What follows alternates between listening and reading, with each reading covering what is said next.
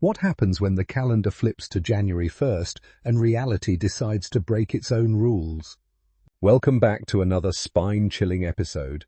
And today we're diving headfirst into 2026 with 3 absolutely terrifying true stories that will make you question everything you think you know about safety, trust, and the darkness that can hide in plain sight. Before we begin, let me warn you, these aren't your typical ghost stories or urban legends. These are real experiences from real people who lived through situations so disturbing, so genuinely frightening, that they've changed how they see the world forever. So grab something to hold on to, maybe check those locks one more time, and let's explore the shadows together. Our first story comes from a college student whose academic ambitions led her into a nightmare she never saw coming. Picture this. You're a sophomore at a prestigious Northeastern university, focused on your grades, participating in Greek life, and working toward law school. Everything seems normal, even predictable. You're taking an upper-level English romanticism course, and there's this teaching assistant everyone calls Raw.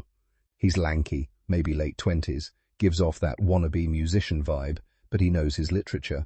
The class discussions are usually dead silent until this guy Luke shows up in your academic orbit. He's everything you'd expect from someone in one of the better fraternities.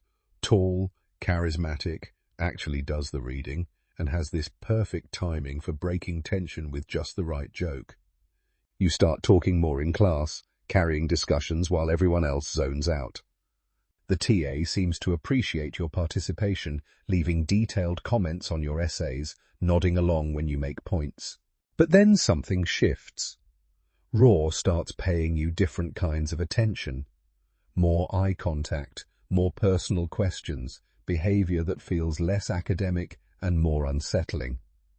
You brush it off because professors and TAs develop favorites all the time, right? Meanwhile, you're running into Luke everywhere. Greek life mixers, parties, those social circles that overlap when you're both in what people consider top houses. Luke asks you to dinner. You say yes. 3 dates later, things progress naturally. He's sweet, attentive, uncomplicated.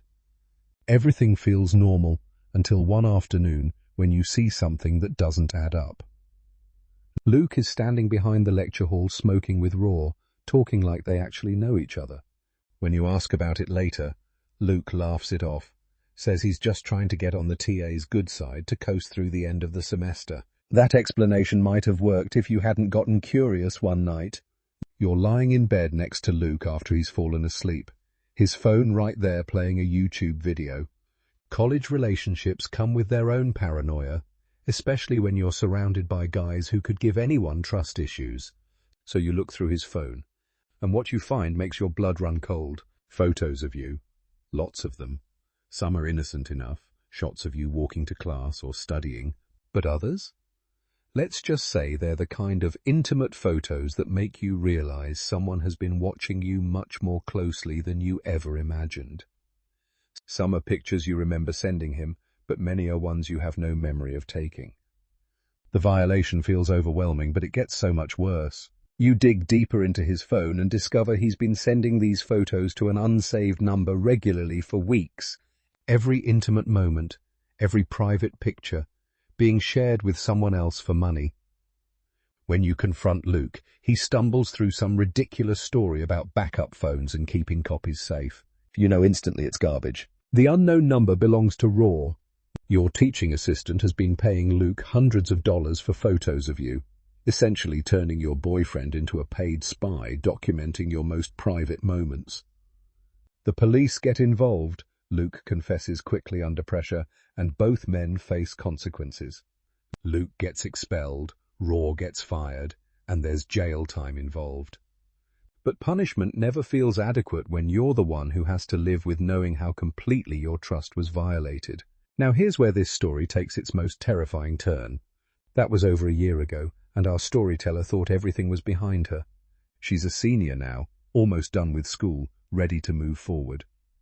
But a few weeks ago, she started noticing a silver sedan parked outside her sorority late at night. Not every night, but often enough to create a pattern.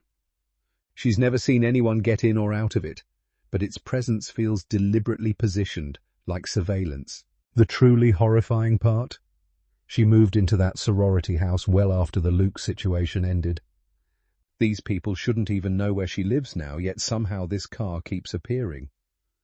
The paranoia is real, the fear is justified, and the question of how they found her new location remains terrifyingly unanswered. Our second story takes us to Northern California, but not the California most people picture. This is the part where snow falls heavily, where forests stretch for miles, and your closest neighbor is a 10-minute drive away. Meet Mikey, 22 years old, still living with his parents in isolation that most people can't even comprehend. 2 weekends ago, his parents flew to Portugal for a wedding, leaving Mikey alone in their standard 3-bedroom house. The layout becomes crucial to understanding what happens next. Parents' room at one end of the hall, Mikey's room at the other, with a guest room turned storage space in between. The living room and kitchen sit in the middle, and the front door opens directly into the living area. The first night alone passes without incident. Mikey goes to bed around 2 in the morning, sleeps soundly, wakes up refreshed. The second night is when reality fractures completely. He goes to bed around the same time, maybe slightly earlier because he's more tired than usual. Sleep comes quickly, but something wakes him up in the middle of the night. Here's what makes this story so terrifying. Mikey always keeps his phone on airplane mode while sleeping, so he knows something physical woke him up.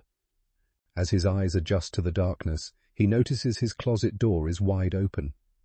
This matters because it's a sliding door that doesn't stay shut on its own, so he makes a deliberate point of closing it every night before bed. He's had this habit since childhood. His brain tries to convince him he's still dreaming, but he knows he's fully awake. Heart pounding, that primal sense that something is very wrong flooding his system. Without thinking, he reaches for his phone and turns on the flashlight. What he sees next will haunt him forever.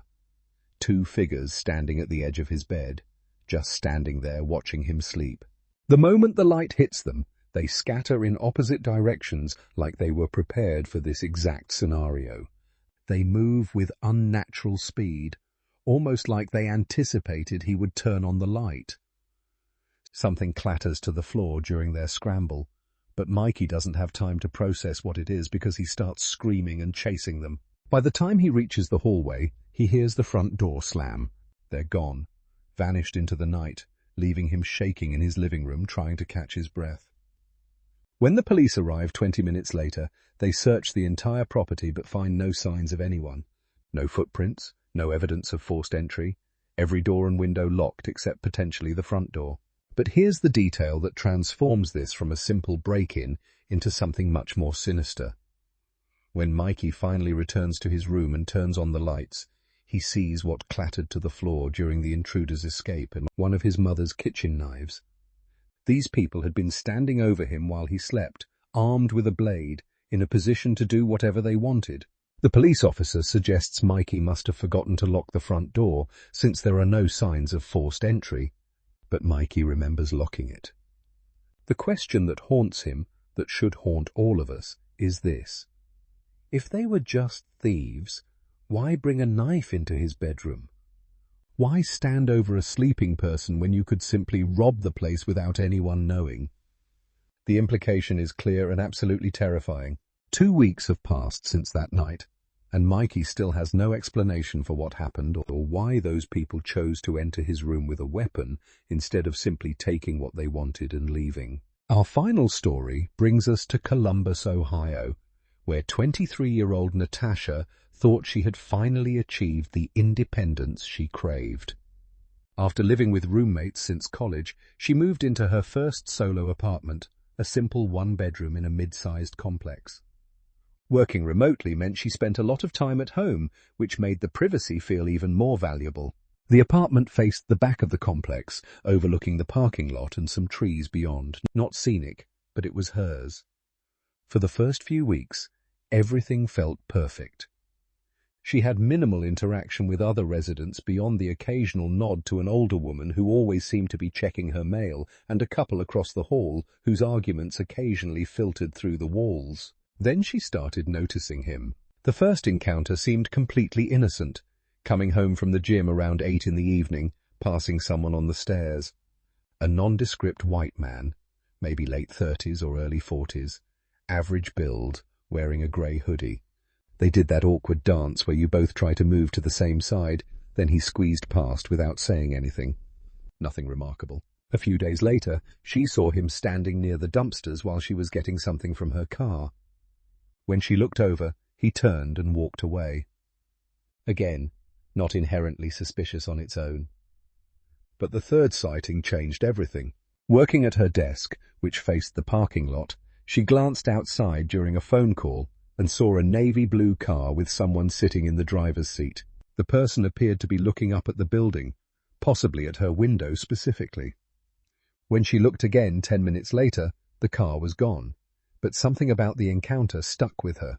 She started paying closer attention and realized this man spent an unusual amount of time in the parking lot, sometimes walking through, sometimes sitting in that blue car, sometimes just standing by the stairs looking at his phone. He never made direct eye contact, but his positioning always seemed calculated to maintain visual access to her apartment. Then came the encounter that shattered any possibility of coincidence. Natasha has a routine, same gym, same time, stopping at a specific Chipotle twice a week. That's 15 minutes from her apartment in a completely different part of town. This isn't a restaurant you stumble upon. It's not on a main road or near other attractions.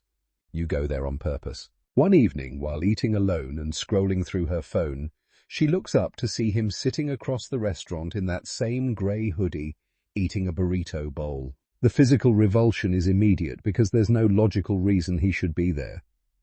When she gets up to leave, she swears he starts gathering his things too. The drive home becomes a paranoid exercise in checking mirrors and taking an indirect route, even though he already knows where she lives. The next morning, the sedan is back in her parking lot with someone sitting inside, so she calls the police. The officer is polite, but clearly thinks she's being paranoid. He suggests documenting incidents and taking photos, but unless the person is doing something illegal, there isn't much they can do. By the time a patrol car arrives 45 minutes later, the sedan is gone. About a week passes without incident, and Natasha starts to relax. Maybe the police visit spooked him, or maybe she really had been imagining connections that weren't there. Then she finds the note slipped under her door sometime during the night. You should really close your blinds at night. The handwritten message triggers such intense fear that she drops the paper before scrambling to pick it back up. Her hands shake as the full implications sink in. Someone has been watching her inside her apartment, documenting her habits, learning her routines with enough detail to know she leaves her blinds open at night. 2 weeks later, she moves out without waiting for her lease to end, paying the penalty just to escape. She moves back in with her parents, planning to stay until she finds another place. But about a month after returning home, while driving back from a different gym near her parents' house, she sees it. A navy blue sedan parked on a random side street, maybe 2 blocks from her parents' neighborhood. The recognition is immediate and certain. If it really is him, and she's almost positive it is, then he already knows where she's going before she gets there. The stalking has continued across city lines, beyond apartment changes, through every attempt to disappear and start fresh. It's been 2 weeks since that sighting, and she hasn't seen the car again. Part of her wants to believe it was coincidence, just a similar vehicle and an overactive imagination. But she knows what she saw, and more importantly, she knows that someone has been dedicated enough to track her movements across multiple locations and life changes. These 3 stories share common threads that make them particularly haunting as we begin 2026. Each involves a violation of the spaces where people should feel safest: academic environments, family homes, personal residences. Each demonstrates how people we trust or barely notice can harbor intentions that are far more sinister than we imagine. But perhaps most unsettling is how each story reveals the limitations of traditional safety measures. Locks can be circumvented or simply ignored. Police can only respond to crimes after they've been committed. Moving doesn't guarantee escape from someone truly determined to maintain surveillance. The people in these stories did everything they were supposed to do to protect themselves, yet still found themselves vulnerable to threats they never saw coming. As we move forward into this new year, these experiences serve as stark reminders that safety often depends on vigilance, intuition, and the willingness to take our own fears seriously, even when others dismiss them as paranoia. Sometimes the most terrifying truth is that the danger we sense is exactly as real as we think it is.